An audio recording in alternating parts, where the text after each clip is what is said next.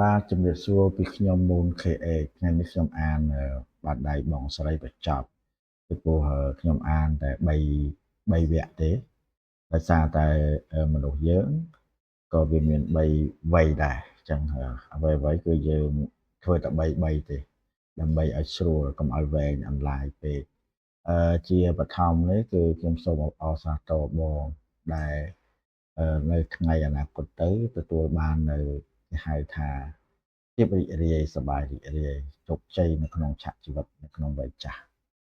គឺសរុបមកគឺតកតងជាមួយសុខភាពគឺมันមានសុខភាពអ្វីគេហៅថាឈឺអីធ្ងន់ធ្ងរទេគឺសុខភាពល្អវាធម្មតាវាមនុស្សចាស់វាអាចនឹងឈឺដូចគ្នាតែវាមិនធ្ងន់ធ្ងរទេវាតិចតួចចឹងបាទសុខភាពល្អហើយពាក់ព័ន្ធនឹងប្រកាសគឺមានស្ថិរភាពគ្រប់គ្រាន់សម្រាប់ចាយវាយនៅក្នុងវ័យចាស់ហើយសម្រាប់គ្រួសារគឺមានការគ្រប់គ្រងមិនមែនមនុស្សឯកោរស់នៅម្នាក់ឯងទេគឺមានកូនចៅមានគ្រួសារអីចឹងរស់នៅជុំគ្នាតាក់ទងផ្លូវចិត្តគឺសប្បាយរីករាយបាទការរស់នៅលក្ខណៈសាមញ្ញមានសេចក្តីសុខនិងតម្លាភាពសរុបមកគឺវ័យចាស់របស់បងគឺរស់នៅបានល្អ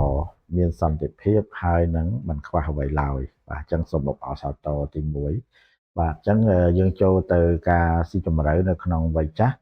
បាទពាក់ព័ន្ធជាមួយនឹងសុខភាពគឺសុខភាពល្អបាទមានសុខភាពល្អមិនមានជំងឺធ្ងន់ធ្ងរបាទហើយដោយសារយើងមានភាពស៊ាំនៅក្នុងខ្លួនពេលដែលឈឺអញ្ចឹងវារហ័សជាបាទអាយុវែងបាទនៅពេលចាស់មានកម្លាំងធ្វើការតូចបានដូចជាដើរលំហែហាត់ប្រាណធ្វើម្ហូបដាំដំណាំតិចតួចអញ្ចឹងជាលក្ខណៈស្ងប់ស្ងាត់សន្តិភាពបាទអាហ្នឹងគឺពាក់ព័ន្ធជាមួយបញ្ហាសុខភាពបញ្ហាទី2ពាក់ព័ន្ធនឹងហិរញ្ញវត្ថុបាទហិរញ្ញវត្ថុដោយសារតាក់ទងជាមួយនឹងគេហៅថាខ្សែព្រះអាទិត្យជាមួយនឹងខ្សែភពពុទ្ធបាទអញ្ចឹងគឺបង្ហាញថានៅវ័យចាស់គឺបងមិនពិបាកទេពាក់ព័ន្ធជាមួយលុយកាក់មានប្រាក់គ្រប់គ្រាន់សម្រាប់រស់នៅសុខសាន្តមិនគេហៅថាមិនអស់លុយឬក៏មិនជួបបញ្ហាអីកាំងទេសម្រាប់ពេលវ័យចាស់នឹងពាក់ព័ន្ធលុយកាក់គឺល្អប្រសើរចំណុចទី3គឺពាក់ព័ន្ធជាមួយនឹងគ្រួសារការគ្រប់គ្រងពីកូនឬក៏ប្តីប្រពន្ធអីហ្នឹងបាទកូនចៅអីហ្នឹងបាទអញ្ចឹងគឺបងមិនអាចរស់នៅម្នាក់ឯងទេគឺបានន័យថារស់នៅមានជុំកូនជុំអីចឹងមានការគ្រប់គ្រងពីកូនចៅចឹងណាអញ្ចឹងវាសុខសប្បាយគឺអត់ឯកោទេហើយពាក់ព័ន្ធនឹងបញ្ហាផ្លូវចិត្តនឹងការគិតបាទក៏មានចិត្តស្ងប់មានគេហៅថាអារម្មណ៍ល្អសុខសាន្តនៅពេលវ័យចាស់បាទរស់នៅដោយភាពស្ងប់ស្ងាត់និងសន្តិសន្តិភាពនៅក្នុងគ្រួសារអញ្ចឹងគឺចំណុចចុងក្រោយបានន័យថាតកតនឹងរបៀបនៅក្នុងការរស់នៅក្នុងវ័យចាស់របស់បងគឺមានន័យថាបងអាចរស់នៅផ្ទះរបស់ខ្លួនឯងបាទមានផ្ទះរស់នៅដោយខ្លួនឯងហើយរស់នៅជាមួយកូនចៅឬក៏នៅជិតគ្នាមិនរស់នៅឯកោទេហើយមិនដាច់ស្រយាលទេរស់នៅតំបន់ល្អប្រសើរបាទហើយក៏អាចថាយើងប្រែទៅជាចង់ធ្វើជាគេហៅថាធ្វើសួនធ្វើម្ហូបធ្វើដំណាំអីផ្សេងអញ្ចឹងណា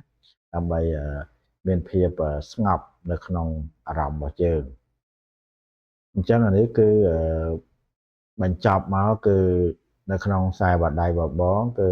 បានបញ្ជាក់យ៉ាងច្បាស់ថាអឺចាប់ពីឥឡូវទៅគឺចាប់ផ្ដើមល្អប្រសើរហើយដោយសារវ័យរបស់បងវាជិតចូលដល់វ័យដែលចាប់ផ្ដើម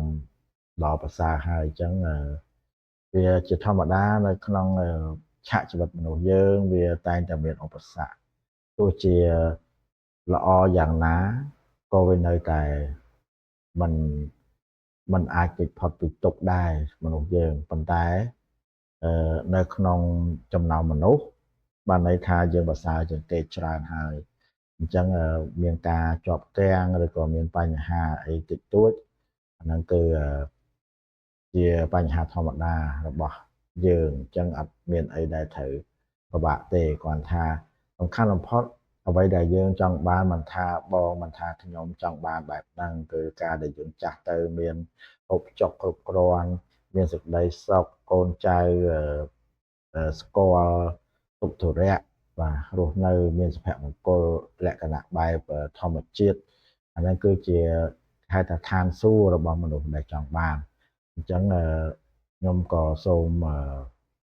អរគុណចំពោះបាត់ដៃបបងពីព្រោះខ្ញុំយកបាត់ដៃបបងយកមកអានអញ្ចឹងខ្ញុំក៏សូមអរគុណហើយនឹងជូនពរបាទឲ្យបានសម្រេចដូចដែលការដែលខ្ញុំអានបាទអញ្ចឹងហើយក៏អរគុណដល់អ្នកទស្សនាដែរបាទអរគុណច្រើនបាទជម្រាបលា